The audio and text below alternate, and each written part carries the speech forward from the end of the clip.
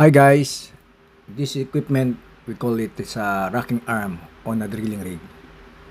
It's a mechanical or hydraulic arm used in the derrick or mast to handle and position drill pipes or tubulars during tripping operations. What's the definition of racking arm? Racking arm is a part of the automated pipe handling system that moves tons of drill pipe from the well center to the setback area. It's commonly found on modern land and offshore drilling rigs, especially those equipped with iron roughnecks and automated pipe handling system. What are the key functions? 1.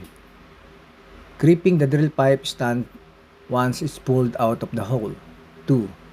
Swinging or moving the pipe horizontally into the racking board or setback area. 3. Aligning or spacing the pipes in a precise vertical stack. 4. Reverse the process during pipe running operation. Where it's located? Typically, mounted on the derrick or mast, works in conjunction with top drive systems, drill floor elevators, racking boards.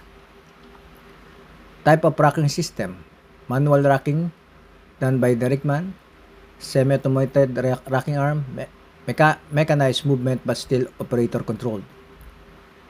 Fully automated racking system integrated into the rig control system with minimal human intervention.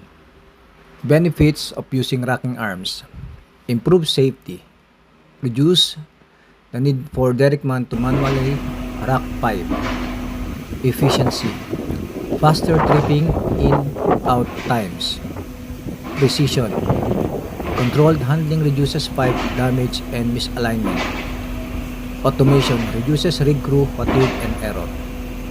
Safety note: even though the racking arms automate the process, strict safety protocols are necessary, especially during manual override or malfunction, as pipes are heavy and under tension.